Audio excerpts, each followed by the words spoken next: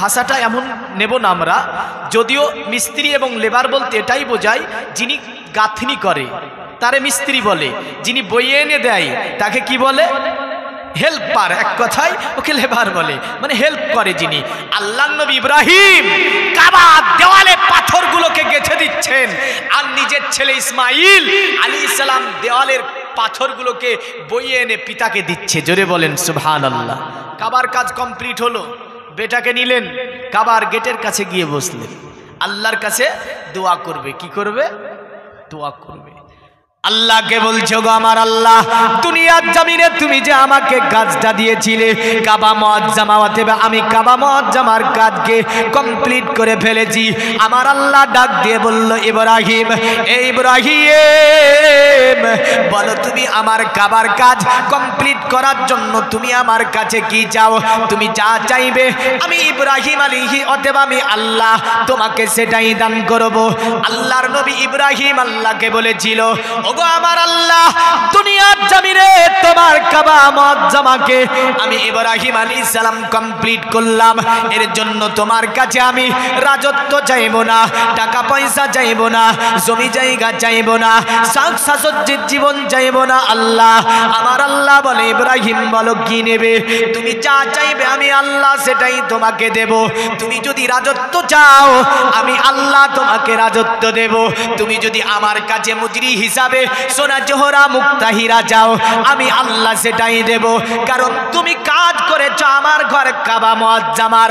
ইব্রাহিম আল্লাহকে বলছে, আল্লাহ আমি তোমার কাছে কোনো কিছুই নেব না। আল্লাহ বলছে, ইব্রাহিম, আমার নবী ইব্রাহিম বলো তুমি কি নেবে? যা চাইবে তাই দেব। ইব্রাহিম আল্লাহকে বলছো, ওগো আমার আল্লাহ, আমি যেটা চাইবো তুমি কি আমাকে সেটা দিয়ে দেবে? বলে হ্যাঁ দিয়ে দেব। আল্লাহর নবী ইব্রাহিম আলাইহিস সালাম আমার আল্লাহর কাছে যেটা চেয়েছিল, আজ থেকে 4000 বছর আগে পবিত্র কোরআন সূরাতুল বাকারাতে আমার আল্লাহ পাক স্পষ্ট ভাষায় বলে দিয়েছে। ইব্রাহিম আল্লাহর কাছে হাত তুলে বলেছে, ইয়া রব, অতএব আল্লাহর কাছে হাত তুলে বলছে, ওগো আমার আল্লাহ, রব্বানা ওয়াবআস ফীহিম রাসূলাম মিনহুম, এ আমার আল্লাহ, তুমি আমার গোত্রে একজন নবীকে পাঠিয়ে দাও, একজন রাসূলকে পাঠিয়ে দাও, যে নবী দুনিয়ার জমিনে আসার পরে তোমার দ্বীনকে কায়েম করবে, তোমার একাত্মবাদ মানুষকে শিখাবে, তোমার কিতাব মানুষকে বুঝিয়ে দেবে, তোমার কিতাব মানুষকে পড়িয়ে দেবে। এমন সুন্দরতম একজন নবী তুমি আমার গোত্রে পাঠিয়ে দাও। সোনা জোহরা হীরা মুক্তা হীরা চেয়েছিল, কি চাইলো? একজন রসুল চাইলেন তিনার বংশের মধ্যে। কেন চাইলেন? ইব্রাহিম এ দোয়া কেন করলেন? আল্লাহ বলছে, ইব্রাহিম তুমি যে তোমার বংশে একটা নবী চাইলে আমি তো দেব, কিন্তু তুমি আমার কাছে যে নবীটা চাইলে কি কারণে? এ দোয়া করলে তুমি কাবার কাজ করার জন্য তুমি এমন কিছুই অর্থ চাইলে না, আমার কাছে একটা রসুল চাইলে। পৃথিবী মুমিন মুসলমান ইব্রাহিম আল্লাহকে বলল, আল্লাহ দুনিয়ার জমিনে অনেক নবী এসেছে, কাউকে দিয়ে তুমি 1000 বছর ধরে ইসলামের দাওয়াত দিয়ে নিয়েছো, কিন্তু ইসলাম কায়েম হয়নি। না হয়েছে? আদম আলাইহিস সালাম কতদিন ছিল দুনিয়ায়? 1000 বছর দিন ইসলামের কাজ করেছেন তিনি। 10খানা সহিফা নাজিল হয়েছিল আদম আলাইহিস সালামের উপরে। জোরে বলেন সুবহানাল্লাহ। কখানা সহিফা? 10খানা সহিফা নাজিল হয়েছিল। শুধু তাই নয়, যুগে যুগে নবী রাসূল এসেছিলেন। নূহ নবী আলাইহিস সালাম 950 বছর ধরে মানুষের কাছে দাওয়াত দিলেন, লা ইলাহা ইল্লাল্লাহ, নূহ নবিয়্লাহ। তো নূহ নবী 950 বছর ধরে দাওয়াত দিয়ে কবুল করলো 39 জন ব্যক্তি। কয়জন? 39 জন ব্যক্তি। তো নূহ নবী আলাইহিস সালাম 950 বছর ধরে বলল। ইব্রাহিম আল্লাহকে বলেছিল, আল্লাহ ইতিপূর্বে তুমি কোন নবীকে দিয়ে 1000 বছর ইসলামের কাজ করালে, ইসলাম পূর্ণাঙ্গ রূপ পেল না, কাউকে দিয়ে তুমি 200 বছর কাজ করালে ইসলাম পূর্ণাঙ্গ রূপ পেল না। কাউকে দিয়ে তুমি 300 বছর কাজ করালে ইসলাম পূর্ণাঙ্গ রূপ পেল না। কাউকে দিয়ে তুমি 950 বছর ধরে ইসলামের কাজ করালে ইসলাম পূর্ণাঙ্গ রূপ পেল না। এমন করে 500, 700, 200 এমন করে 1400 বছর পর্যন্ত আমার আল্লাহ নবীগণকে পৃথিবীতে আপনার রেখেছিলেন। তারা একইভাবে আল্লাহর একাত্মবাদ আপনার মানুষকে শিখিয়েছিল, কিন্তু ইসলাম পূর্ণাঙ্গ হয়নি। তাই ইব্রাহিম আল্লাহকে বলেছিল, ওগো আল্লাহ, দুনিয়ার জমিনে এমন একজন নবী পাঠাও যে নবীটা আসার পরে অতএব দুনিয়াতে একাত্মবাদ মানুষকে শিখাবে, দিনকে কায়েম করবে।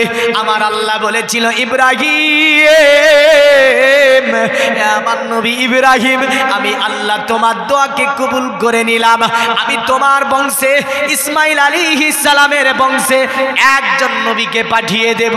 ওই নবী যাবার পরে দুনিয়ার জমিনে ইসলামকে কায়েম করে দেবে। তাই আমার নবী এসেছিলেন যে বংশে, ওটা ছিল ইসমাইলি বংশ। কোন বংশে এসেছিলেন? ইসমাইলি বংশে। এই কারণে বুখারীতে একটা হাদিসে নবীজির সিদরানামাটাই ভাবে আছে, আল্লাহ নবীর সিদরানামা।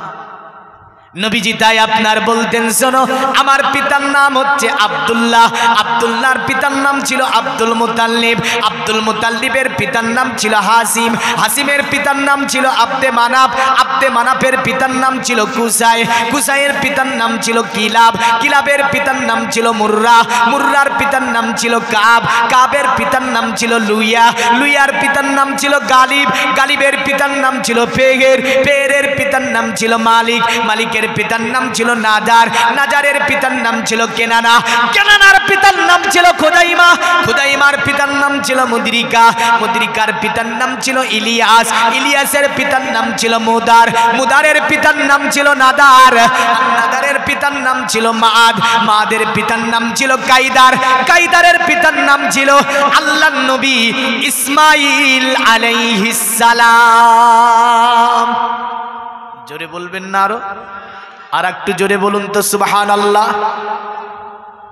তো ইসমাইলি বংশে একজন নবী এসেছে। কয়জন? এই যে নবী দেখলেন, আব্দুল্লাহ ছেলে মুহাম্মদ সাল্লাল্লাহু আলাইহি ওয়াসাল্লাম, তিনি নবী। তো তিনি আসার পরে অন্যান্য নবীগণ 200, 500, 700, 800, 900, 950, 1400 বছর ধরে ইসলামের দাওয়াত দিল, কিন্তু ইসলাম কায়েম হলো না। কোন যুগে 6টা মুসলমান, কোন যুগে 7টা মুসলমান, কোন যুগে 1টা মুসলমান, কোন যুগে 14টা মুসলমান, কোন যুগে 39টা মুসলমান। তাফসীর দেখেন, একই বর্ণনা দেওয়া হয়েছে।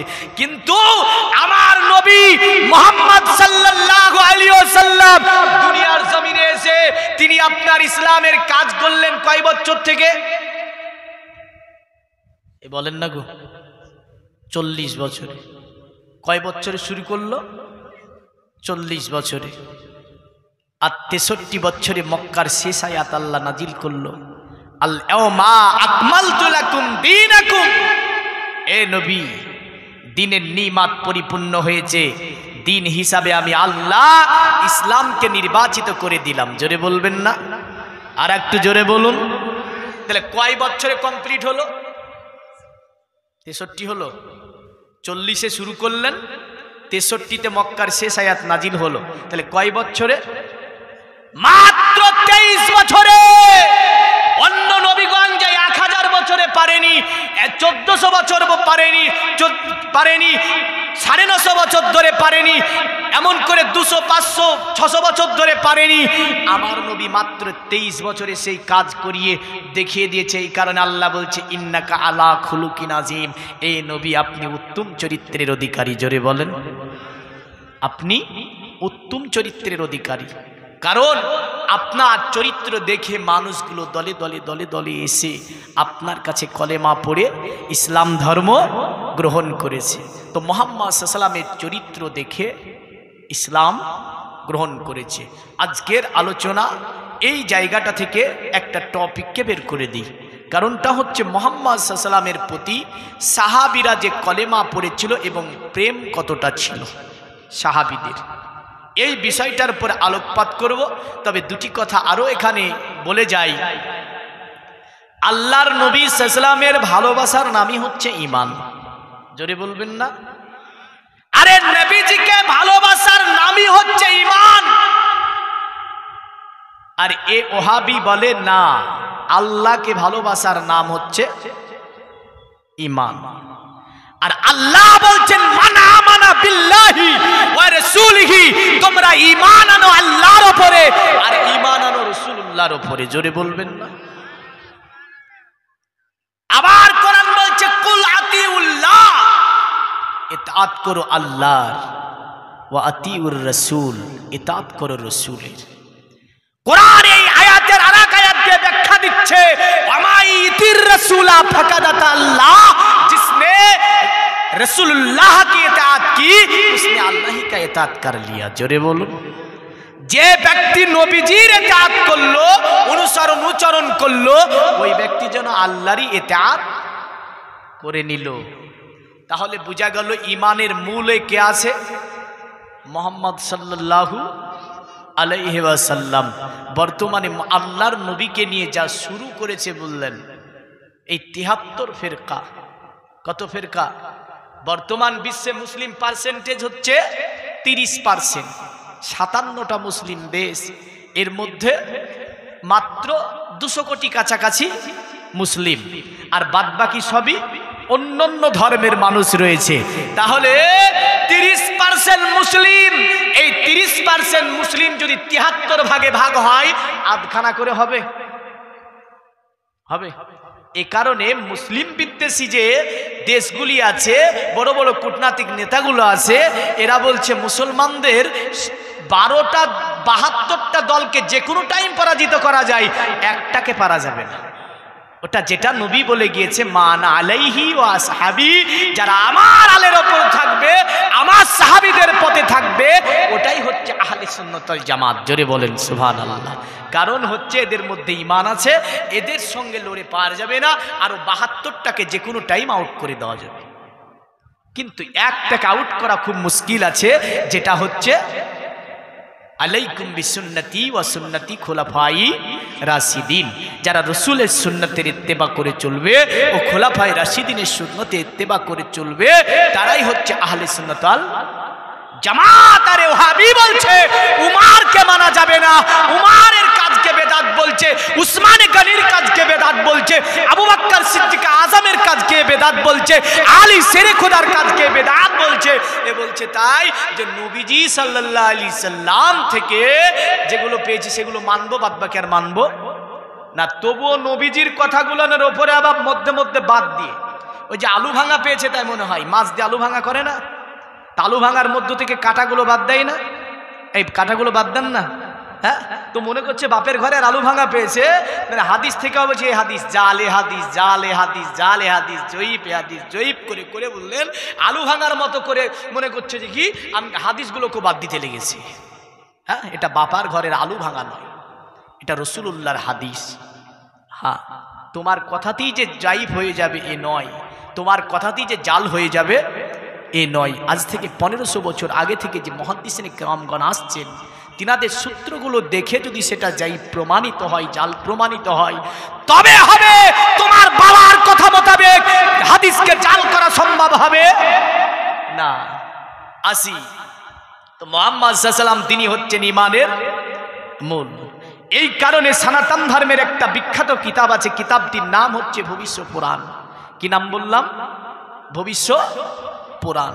আমাদের কিতাবটার নাম হচ্ছে, মেল কিতাবের নাম পবিত্র কোরআন, আল কোরআন। নবীজি বলেছেন খায়রুকুম মান তাআল্লামাল কুরআনা ওয়া আল্লামা, মানুষের মধ্য থেকে উত্তম সেই ব্যক্তি যেই ব্যক্তি নিজে কোরআন শিখলো, অপরকে শিক্ষা দিল। তার মতো উত্তম ব্যক্তি আর কেউ হতে পারে না। কিন্তু কোরআন পড়া জানেন তো? জানেন 90% মুসলিম বর্তমানে কোরআন পড়া জানে না। ঠিক না ভুল বলছি? ঠিক না ভুল বলছি গো? আমার মুর্শিদাবাদে 90 নয় 95 ছাড়িয়ে যাবে হয়তো। এখন এদিককার বিষয় আপনি বলতে পারছেন, এদিককার মানুষগুলো হয়তো জানে, সবাই জানে নাকি? হ্যাঁ, যাক। কিন্তু নবীজি বললেন শোনো, তোমরা কোরআন কন্টিনিউ যদি না পারো তিন আয়াত না পারো একটা আয়াত কমসে কম কোরআন দিয়ে দিন শুরু করো আর কোরআন দিয়ে দিনকে শেষ করো। জোরে বলেন সুবহানাল্লাহ। কিন্তু আমরা কোরআন জানি না, দুঃখের বিষয়। কিন্তু আমরা বলি বেদ পড়েন, বাইবেল পড়েন, রামায়ণ পড়েন, মহাভারত পড়েন, গীতা পড়েন, ত্রিপিটক পড়েন। হ্যাঁ, নেকি নয় বলে যাব, বলবো, কিন্তু এটাও প্রকাশ করে যাব, বেদ বাইবেল ভবিষ্য পুরাণ যত কিতাব আছে পড়াতে গুনাহ হয়। কি হয়? গুনাহ হয়।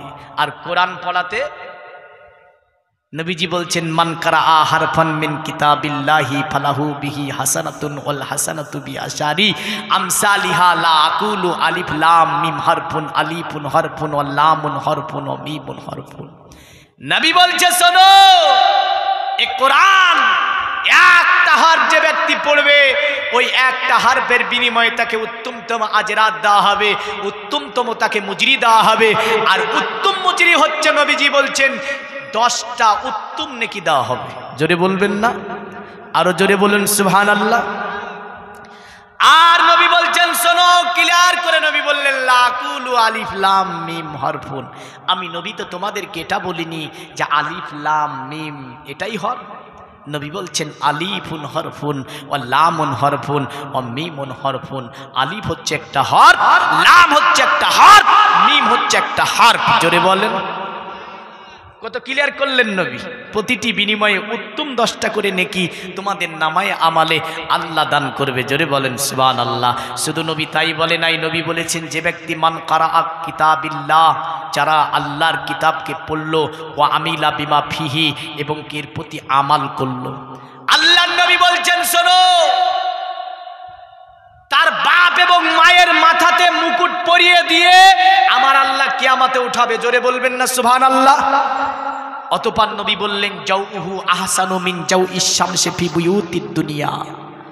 আর ওই আপনার মুকুটটা পরানো হবে, ওই তাজটা এত আপনার সুন্দর জ্বলতে থাকবে। একদম যদি একটা সূরজকে দুনিয়ার কোনো ঘরের মধ্যে নেমে দেওয়া হয়, ঘরটা যেমন আলোকিত হবে, সেম তার মাথাতে ওই রকমই আলোকিত লাইট মাহশারে তার বাপ এবং মায়ের মাথায় দেওয়া হবে, যে দুনিয়াতে কোরআন পড়বে এবং কোরআনের প্রতি আমাল করবে। নবী অতবার বললেন, ওয়ালাউ কানা ফিকুম ফামা জান্নাকুম বিল্লাজি আমিলা বিহাজা। তাহলে যদি তার বাপ মার সম্মান এমন হয়, তাহলে যে ব্যক্তি পড়লো, আমাল করলো, ওর সম্মান কিয়ামতে কি না হতে পারে। জোরে বলবেন না? তাহলে যিনারা কোরআন পড়া জানেন না, আজকের ওয়াজের প্রথম অংশে একটুখানি ওয়াদা করে বলে দেন তো, ইনশাল্লাহ শিখে নেব।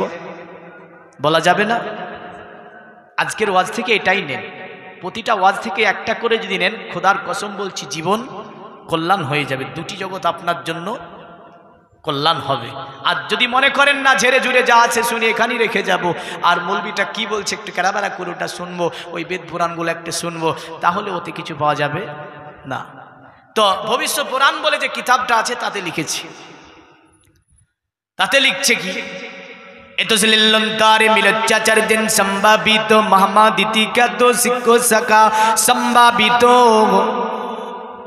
নিপ্রসেচ মহাদেবং মনিস্তালো নিবাসী নমো গঙ্গাজনশ্চ সংস্নপ্য চন্দনাদি ভিরিভার্য রাজা ভোজরাজ নমস্তে বিরিজানাথ মরিস্তালো নিবাসিনে তীব্রা রসুরনা সাই বহুমায়া প্রবর্তিনে। তাতে লিখলো, শুনে রেখে দি এ দুনিয়ার মুমিন মুসলমান, অতএব তাতে লিখলে এইভাবে, অতএব দুনিয়ার জমিনে মাহমাদ নামে একজন ব্যক্তি আসবে। মাহমাদ বলেছে আমার নবীজিকে, কারণ আমার নবীজির নাম হচ্ছে মুহাম্মাদুর রাসূলুল্লাহ সাল্লাল্লাহু আলাইহি ওয়াসাল্লাম। কিন্তু আপনার ঋষি সেখানে আমার নবীর নামখানা নিতে গিয়ে বলল, মাহমাদ নামে একজন আসবে, যিনার চরিত্র হবে অতি উত্তম, তিনার চরিত্রেতে মানুষ মুগ্ধ হয়ে দলে দলে দলে দলে যাবার যাওয়ার পরে তিনার হাতে হাত দিয়ে বায়াত নেবে আর তিনি শিক্ষা সম্ভাবিত তিনি যেন দলবল নিয়ে মক্কা শাসন করবে। মক্কার চতুর্দিককে যিনি শাসন করবে তিনার নাম হচ্ছে মুহাম্মদ। শুধু তাই বলে নাই, দুনিয়াটাকে যিনি বাসযোগ্য করে তুলবেন, দুনিয়ার জমিনটাকে যিনি আপনার বাসযোগ্য করে তুলবে তিনি হবে আপনার দুনিয়ার জমিনে মুহাম্মদ। অতএব ওই মুহাম্মদকে তাই যুক্তপ্রদেশের বাদশাহ, এক সময় আমাদের হিন্দুস্তানটা এই ভারতবর্ষে একটা দেশের নাম ছিল আপনার কি যুক্তপ্রদেশ। যখন ব্রিটিশ শাসিত ছিল এই দেশটি, ওই দেশের নাম ছিল যুক্তপ্রদেশ। বর্তমান সময়ে ওই দেশের নাম হচ্ছে উত্তরপ্রদেশ। কি নাম? উত্তরপ্রদেশ। ব্রিটিশ শাসিত সময়ে এই জায়গার নাম ছিল যুক্তপ্রদেশ, আর এখনের নাম হলো উত্তরপ্রদেশ। এই মন্ত্রের মধ্যে একজন রাজার নাম আছে, রাজা হচ্ছে রাজা ভোজরাজ। কি নাম বললাম? রাজা ভোজরাজ। তিনি বলছে, রাজা ভোজরাজ নমস্তে বিরিজানাত মরিস্তাল নিবাসিনে তিপ্রা রসুর নসাই বহুমায়া প্রবর্তিনে। বিরাট ঘটনা এখানে লুকায়িত আছে। ওই ঘটনাটা ছিল ভারতের প্রথম মুসলিম কে যদি বলি তো এক একজন এক এক রকমের নাম বলবে। আপনি গুগলে সার্চ দেন, গুগলে সার্চ দিলে আপনি যে নাম পাবেন আমার সঙ্গে মিলবে না। এবার যদি বলেন আপনি কোথায় পেয়েছেন, হ্যাঁ, সনাতন ধর্মের কিতাব ভবিষ্য পুরাণ, তার মধ্যে ইঙ্গিত করে এই সময় ভারতে এক সময় আর জাতিদের আবির্ভাব হয়েছিল না, হয়নি? আর্য জাতিদের বিখ্যাত সাহিত্যিক যার নাম ছিল লালা হংসরাজ। এই লালা হংসরাজ তিনি ভারতের প্রথম মুসলিম বা মুসলিম সূচনা ইতিহাস কি ছিল এই বিষয়টাকে জানতে গিয়ে বালিয়া জেলার উত্তরপ্রদেশে এক প্রাচীন মন্দিরের মধ্য থেকে একটা লাইব্রেরি থেকে আপনার একটা তাক, তার মধ্যে কিছু কাগজ রাখা ছিল, তার মধ্যে থেকে একটা চিঠি পেয়েছিলেন, যে চিঠিটা রাসূলুল্লাহ সময়ের লেখা ছিল, যে চিঠিটার লিখনি ছিল রাজা ভোজরাজ। আজ রাজা ভোজরাজ ছিল ভারতবর্ষের প্রথম মুসলিম। জোরে বলেন সুবহানাল্লাহ।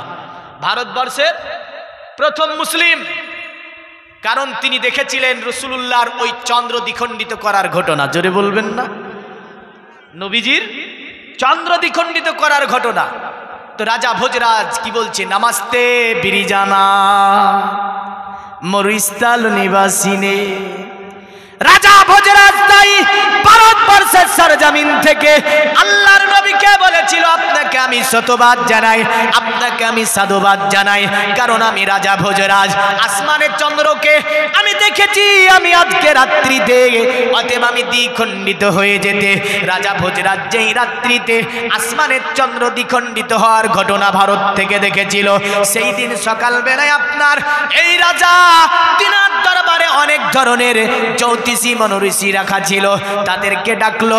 ডাকার পরে বলল, আচ্ছা জ্যোতিষীরা বলতে হবে তোমাদেরকে, আজকে আমি রাজা ভোজরাজ নিজ চোখে দেখেছি আসমানের চাঁদ যেন দ্বিখণ্ডিত হয়েছে, এর ব্যাপারটা কি দয়া করে আমাকে বলে দাও।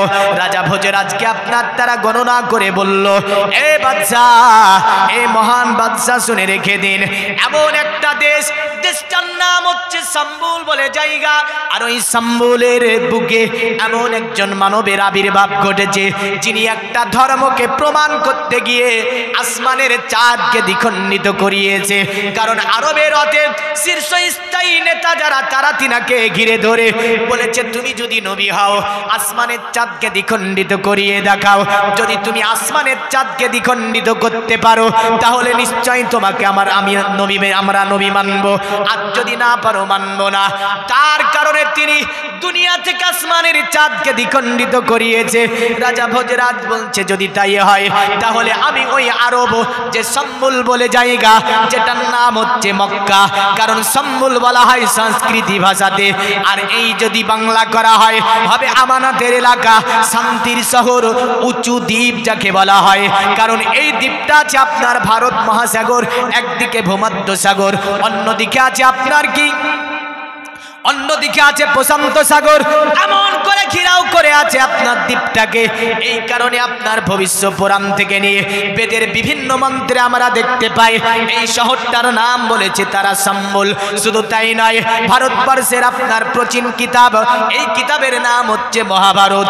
এই মহাভারত এই শহরের নাম সম্বল বলেছে, কারণ মহাভারতে লিখেছে কালক্রমে বিষ্ণু যশেতে নামেতে ব্রাহ্মণ, সম্বল নগরেতে জন্ম লইবেন তখন মহাবীর্য মহাবুদ্ধি কলকিতার ঘরে জন্মিবে যথাকালে দেবকার জাতরে।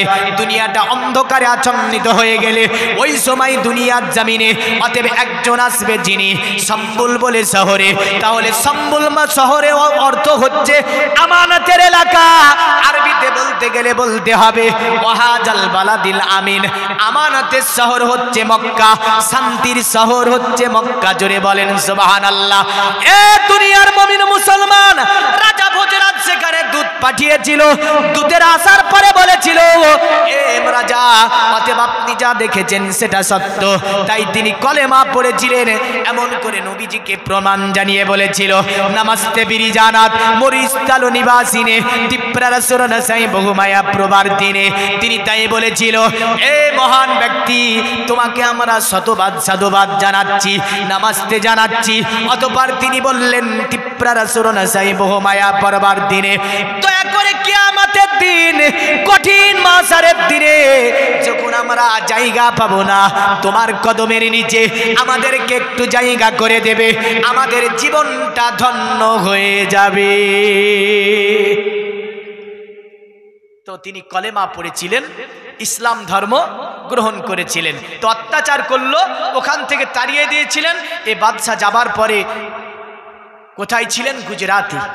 গুজরাতে এই বাদশার এখনো সমাধি রয়েছে। তো যাই হোক, আমি আসি ইস্ক মহাব্বতের দিকে। নবীজির ওপর কলেমা পড়লেই অত্যাচার হয়েছে না হয়নি? এই ভারতেও হয়েছে, আরবও হয়েছে, মিশরও হয়েছে, আফগানিস্তানও হয়েছে, কিন্তু একে আটকানো সম্ভব হয়েছে? এখন তো পানি অনেক দূর গড়ে গিয়েছে। যখন ছিল মাত্র 40টা মুসলমান, তখনই তো এখানকার বাদশাহ পৃথ্বীরাজ বলেছিল এদেরকে তাড়িয়ে দেব। পেরেছিল? পারেনি। যখন ছিল 7টা মুসলমান, বালিয়া জেলা উত্তরপ্রদেশ যোগীর রাজ্যে, আজ থেকে 1500 বছর আগে, তখন তাড়াতে পারল না। ভারত থেকে গিয়েছিল গুজরাটে, সেখানে যাবার পরে আবাদ করেছিল। হ্যাঁ, আর এখন তো ভারতবর্ষে 34, কোন সংস্থা বলছে 38, কোন সংস্থা বলছে 40, কোন সংস্থা বলছে 45% মুসলিম। কত পার্সেন্ট? 45। তো এখন যদি বলে আর হবে? হ্যাঁ, যখন ছিল কথা তখনই তো পারেনি, আর এখন বলে আর কাজ হবে না? বলাই হবে। তো যাই হোক, আসি, কলেমা পড়লি ঝামেলা হয়েছে। আল্লাহ নবী সাহাবীরা কলেমা পড়েছিলেন, কতই না কষ্ট করেছিল তারা। আমাদের কিন্তু কষ্ট করা লাগে না? নাকি লাগে? লাগে। ইসলামের জন্য ছেলে কুরবান করা লেগেছে, ইসলামের জন্য নিজে কুরবানি হওয়া লেগেছে, ইসলামের জন্য আমাদেরকে নিজের মাল ধন সন সম্পত্তি দিয়ে ইসলামকে সাহায্য করা লেগেছে। তো ইসলামের কদর আর কি বুঝবো আমরা? আমরা তো স্বাধীন ইসলাম পেয়েছি। এই কারণে মুয়াজ্জিন যখন বলে হাইয়া আলাস সালাহ, তা আমরা বলি মুয়াজ্জিন আর ইমাম তোরাই চালা। কি বলি? তোরাই চালা, আমরা যাচ্ছি না। হ্যাঁ, কারণ ইসলামের কাদার যদি বুঝতাম, নিজের ছেলেকে যদি কুরবানি করা লাগতো, নিজেকে যদি কুরবানি হওয়া লাগতো, তাহলে আমরা হাইয়া আলাস সালাহ বললে সাহাবীদের মতো সব কাজ ফেলে দিয়ে মসজিদের দিকে দৌড় দিতাম। ঠিক না ভুল? কিন্তু এর কষ্ট করা লাগেনি। আল্লাহ নবী সাহাবীরা কলেমা পড়েছে। তো কলেমা পড়লে অত্যাচার অনাচার অবিচার জুলুম, এমন জুলুম মক্কাতুল মুকাররমায় একজন বিখ্যাত সাহাবী, যিনার নাম ছিল আব্দুল উজ্জা, মানে বাপ আপনার উজ্জার পূজা করত। আরবের মানুষেরা 360টি মাবুদের পূজা করত, যদিও তাদের বেদে আছে কাম্মেস্তেতে হুতুঙ্গানা প্রাপন্ন দেবতা তাং তাং নিয়ামাস্তাই প্রাকিতা নিয়াতা সাবা। কাবার মধ্যে তারা রেখেছিল 360টি বুধ। বুঝলেন? কারণ আমরা রেখেছিল উজ্জা, কারণ আমরা রেখেছিল বালা, কারো নাম রেখেছিল মানাত, কারো নাম রেখেছিল হানাত, কারো নাম রেখেছিল সানাত। এমন করে আপনার তারা বিভিন্ন মূর্তির পূজা করত। তো নাম রেখেছে আপনার উজ্জা, মানে আব্দুল উজ্জা, মানে তার বাপ উজ্জার পূজা করত বলে ছেলেটির নাম রাখলো আব্দুল উজ্জা। এই ছেলেটির আপনার ছোট থাকতে বাবা মারা যায়, মানুষ হয় আপনার চাচার কাছে। আল্লাহর নবী মুহাম্মদ সাল্লাল্লাহু আলাইহি সাল্লামের কাছে গিয়ে এই আব্দুল উজ্জা আপনার কলেমা পড়ে নিয়েছিল, আমার নবীজিকে ভালোবেসে নিয়েছিল, আমার নবীজিকে আপনার প্রেম করে নিয়েছিল। কিন্তু এই সাহাবী তিনার কলেমা পড়াটাকে লুকিয়ে রাখতে চেয়েছিলেন, কারণ অত্যাচার অনাচার জুলুম থেকে তিনি যদিও বাঁচতে চেয়েছিলেন। এ দুনিয়ার মুমিন মুসলমান, আল্লাহর নবী 622 খ্রিস্টাব্দে যখন মক্কা থেকে মদিনার দিকে হিজরত করে নবীজি আমার চলে আসলেন, এই সাহাবী যিনার নাম ছিল আব্দুল উজ্জা, পরবর্তীতে আল্লাহর নবী ইনার নাম দিয়েছিল আব্দুল্লাহ বিন বাজাদাইন।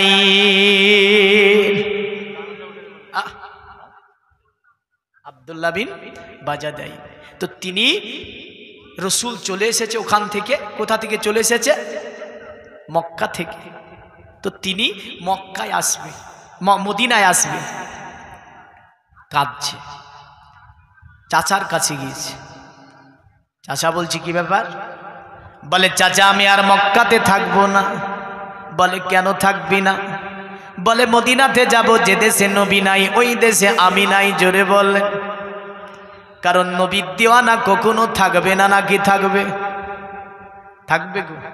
তা আমরাও তো নবীর দেওয়ানা না, দেওয়ানা না? এই নবীরে ভালোবাসেন না? বাসেন তো? হ্যাঁ, কারণ আমরা নবীর দেওয়ানা। নামাজ পড়া জানি জানি না, আমরা নবীর দেওয়ানা কোরআন পড়া জানি না। আমরা নবীর দেওয়ানা হারাম খাওয়া ছাড়বো না। আমরা নবীর দেওয়ানা সুদ নেওয়া বন্ধ করব না। এ নবীর দেওয়ানা হতে পারবে না।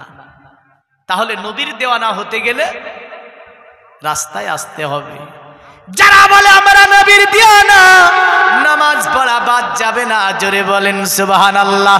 আরো বলে আমরা নবীর দেওয়ানা, কোরআন পড়া বন্ধ করব না, তারাই হচ্ছে নবীর দেওয়ানা। যারা বলে আমরা নবীর দেওয়ানা, অতএব সুরের ধারে যাব না, তারাই হচ্ছে নবীর দেওয়ানা। যারা বলে আমরা নবীর দেওয়ানা, অতএব আমরা কখনোই হারাম খাবো না, তারাই হচ্ছে নবীর দেওয়ানা। যারা বলে আমরা নবীর দেওয়ানা, অন্যের মাল হরণ করব না, তারাই হচ্ছে নবীর দেওয়ানা। আর যদি এর বিপরীত করেন, নবীকে পাওয়া যাবে না। নাকি যাবে? এই সাহাবী আপনার চাচাকে বলছে চাচা আমি আর এখানে থাকবো না, কারণ নবী যে দেশে নাই আমি ওই দেশে থাকবো না। চাচা বলছে তুই কি কলেমা পড়েছিস? আব্দুল্লাহ বলল হ্যাঁ আমি কলেমা পড়েছি।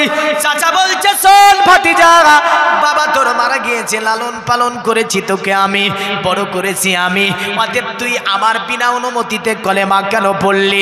যেই দেশে নবী নাই ওই দেশে তুই থাকবি না। আমি তোর চাচা জমি জায়গা দেব না, অতএব তোকে কোনো মালের ভাগ আমি দেব না।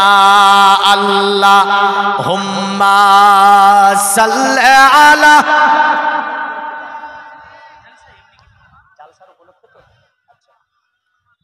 ওয়া আলা আলি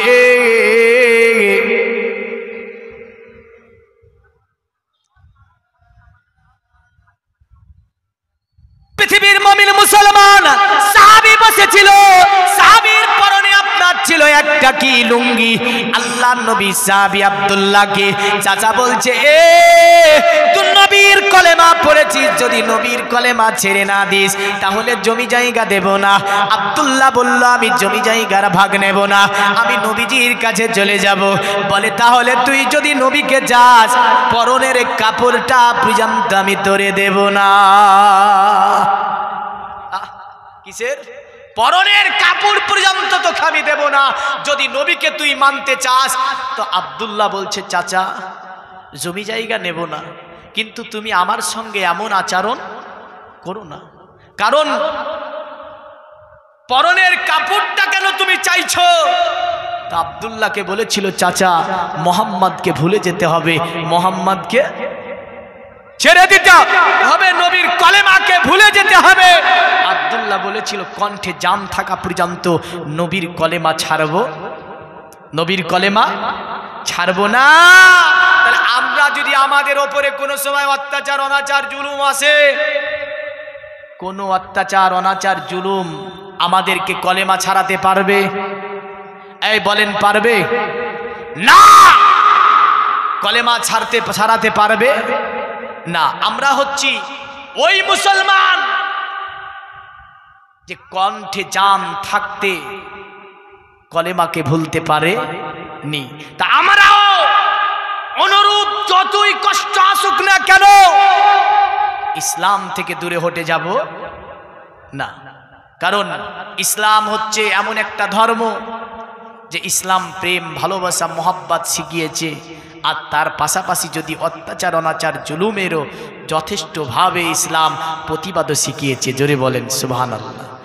এমনই একটা ধর্ম, যেমন এই ধর্মের মধ্যে আপনার রয়েছে সম্প্রীতি, এই ধর্মের মধ্যে রয়েছে একে অপরের ভালোবাসা, সে যে ধর্মেরই হোক, কিন্তু অত্যাচার অনাচার হলে জুলুম হলে তার প্রতিবাদ ইসলাম শিখিয়েছে। আমরা ওই মুসলিম, যে মুসলিম ছিল খাজা গরিবে নামাজ, যে মুসলমান, যে ধর্মটা ভারতবর্ষে এনেছিল, আমরা ওই মুসলিম হুসাইনি মুসলমান। জোরে বলেন আমরা কি মুসলমান? হুসাইনি মুসলমান, যে ইসলামের জন্য নিজের ভাতিজা 72 জন সাথীকে কারবালার জমিনে শহীদ করে দিয়েছিল। জোরে বলবেন না? আমরা ওই মুসলমান যেটা কুতুবউদ্দিন বখতিয়ার কাকি দিল্লি সরজমিনে প্রতিষ্ঠিত করে গেল। আমরা ওই মুসলমান যে খাজা, যে আপনার ফরিদুদ্দিন গঞ্জে সাকার দিল্লি সরজমিনে যা এলান করে দিয়ে গেল। আমরা ওই মুসলমান যার সম্পর্কে আপনার নিজামুদ্দিন আউলিয়া রহমাতুল্লাহ আলাইহি দিল্লি সরজমিনে আপনার তার প্রতি মামলা করা হলো, তবুও তাকে হটানো গিয়েছিল না। আমরা হচ্ছে ওই মুসলমান। জোরে বলেন সুবহানাল্লাহ। আমাদের জান মাল দিয়ে সর্বময় ইসলামকে সাহায্য করেছি, এখনো করব না? ইনশাল্লাহ বলেন, জোরে বলুন ইনশাল্লাহ। কারণ আমাদের জান মাল স্বয়ং সম্পত্তি সমস্ত কিছু দিয়ে, প্রয়োজনে সন্তান সন্ততি দিয়ে হলেও আমাদেরকে ইসলামকে টিকিয়ে রাখতে হবে না? হবে না? টিকিয়ে রাখতে হবে। তো যাই হোক, দুটি কথা মধ্যখানে আব্দুল্লাহ বিন বাজাদাইন তিনাকে বলেছিল চাচা কাপড় দিয়ে দিতে হবে। আব্দুল্লাহ বিন বাজাদাইন বলল চাচা জমি জায়গাগুলো নেব না, কাপড়টা তুমি চাইও না, আমার তো বাবার জমি জায়গাও তো আছে কিছু, অতএব ওগুলো তোমাকে দিয়ে দেব, কিন্তু কলেমাকে ছাড়তে পারবো না, কারণ আমার যত জমি জায়গা আছে তুমি নিয়ে নাও। আচ্ছা, আব্দুল্লাহ বিন বাজাদাইন সাহাবীর মতো করে এখানে 5 জন ভাই আমার, কয়জন? পাক পাজাতনের ওসিলা, তার জন্য 5 জন বলেছি, নতত আমি 6 জন বলতে পারতাম। 5 জনের কারণেই বলেছি, কারণ আল্লাহ বলেছি ইন্নামা ইউরিদুল্লাহু লিইজহিবা আনকুম রিজসা আহলাল বাইত ওয়া ইউতাহিরুকুম তাতহীরা। নিশ্চয় আমি আহলে বাইতকে পৃথিবীর সব ধরনের নাপাকি থেকে আমি আল্লাহ হেফাজত করে রেখেছি। জোরে বলেন, আর একটু জোরে বলেন সুবহানাল্লাহ। তাহলে 5 জন মুসলমান এ দ্বীনে ইসলামের আলোচনার জন্য, কোরআনের আলোচনার জন্য, যে কোরআনের জন্য সাহাবীরা সন্তানকে ঢাল বানিয়ে দিয়েছে, যে নবীর জন্য সাহাবীরা নিজের বুককে তীরের সম্মুখে আগিয়ে দিয়েছে, যে ইসলামের জন্য সাহাবীরা আপনার নিজের জমি জায়গা সমস্ত ছেড়ে দিয়ে মক্কা থেকে মদিনায় চলে গিয়েছে, ওই ইসলামের জন্য, ও মাহফিলের জন্য, ও কোরআনের জন্য, ও নবীর জন্য 5 জন আমার ভাই একটা করে 1000 টাকা নবীর মাহফিলে একটুখানি দেওয়ার জন্য বলুন তো, তারপরে ওয়াজ বাড়িয়ে দিচ্ছি। নাই, বেশি বলিনি বাপ, একটা করে 1000 টাকা বলেছি।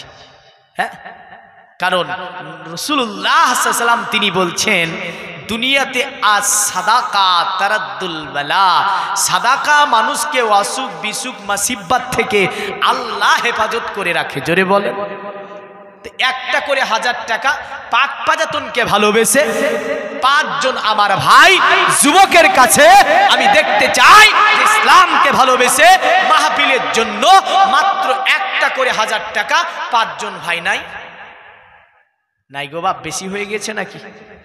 একটা 1000 টাকা বেশি তো হওয়ার কথা না, কারণ কালেকশন করব না, বেশি এগিয়ে যাব ওয়াজকে নিয়ে।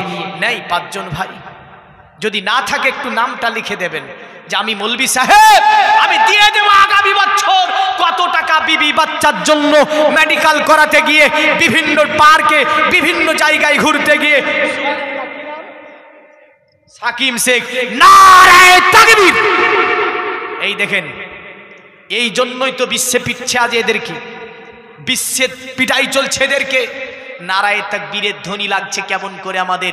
নারায়ে তাকবীর বললে আমরা সকলে আল্লাহ আকবার বলি না, একটু বেলালের মতো জাজবা নিয়ে 3 কিলোমিটার দূরে নারায়ে তাকবীরের ধ্বনি আমাদেরকে পৌঁছাতে হবে। জোরে বলুন তো নারায়ে তাকবীর, নারায়ে রিসালাত, মাসলাকে আলা হযরত। কি নাম বললো? সাকিব 1000 টাকার দাতা, জিন্দাবাদ বলেন, আরো জোরে বলেন জিন্দাবাদ। আল্লাহ সাকিব ভাইয়ের দানকে আপনি কবুল ও মঞ্জুর করুন। আল্লাহ পরিবার পরিজনের মধ্যে সুখ শান্তি দান করুন, আত্মীয় স্বজনের মধ্যে সুখ শান্তি দিন। যারা আল্লাহ পরিবার পরিজন আত্মীয় স্বজনের মধ্য থেকে অন্ধকার করে চলে গিয়েছে, তাদের কবরগুলোকে কুশেদা মানোয়ার করে জান্নাতের টুকরা বানিয়ে দিন আল্লাহ। এমন করে দুনিয়ার জমিনে জিন শয়তান থেকে নিয়ে সকল কিছুর কুনজর থেকে আল্লাহ এই পরিবারকে আপনি হেফাজত করুন। সকলে বলুন আল্লাহুম্মা আমিন। 5 জনকে চেয়েছি, একজন আমার যুবক ভাই এসে বলছে মৌলভী সাহেব 1000 টাকা। কত টাকা ব্যয় করে ফেলেছি, কত টাকা কত দিকে গিয়েছে, কত টাকা আপনার ডাক্তার মেডিকেলে একটু প্রেসক্রিপশন করে 1000 টাকা নিয়ে নিয়েছে, ওষুধে কোনো কাজ হয়নি। 10-20 হাজার টাকা দিয়ে আপনার আমরা ওষুধ আনি, কোনো কাজ হয় না, কোনো দুঃখ ব্যথা থাকে না।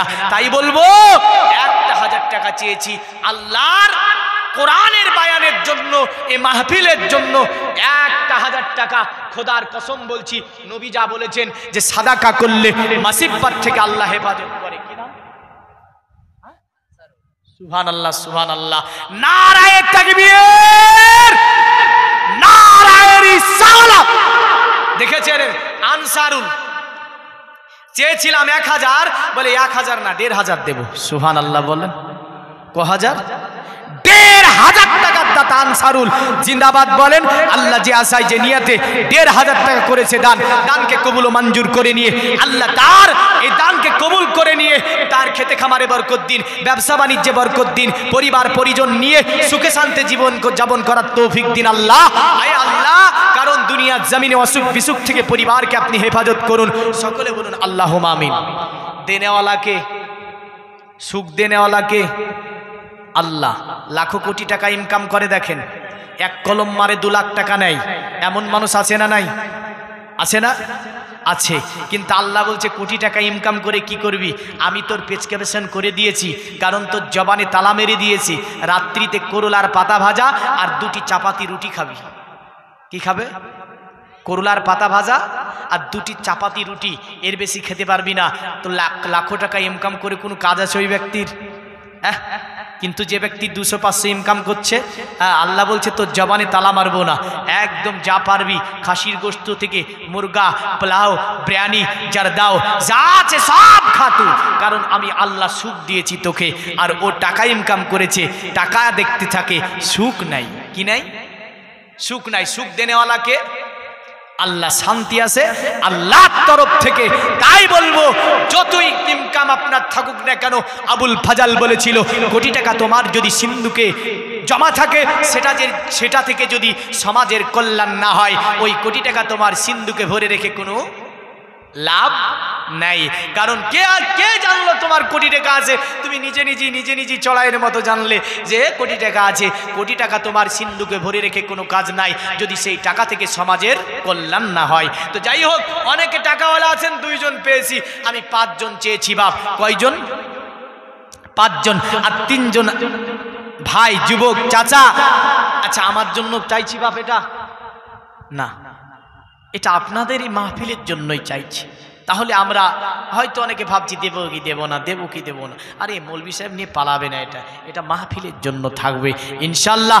আর এটা সাদাকা হবে, কিয়ামতের দিন এটা ধরে পাওয়া যাবে। জোরে বলবেন না?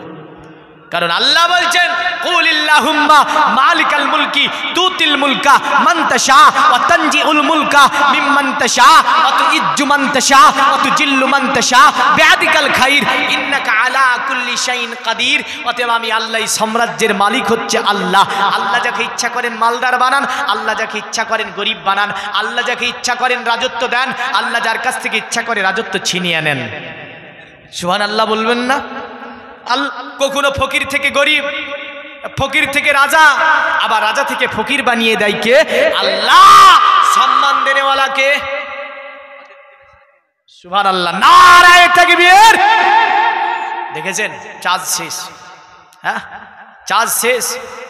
কারণ চাঁদ যদি এমন হয় কাজ হবে? কাজ হবে? হবে না।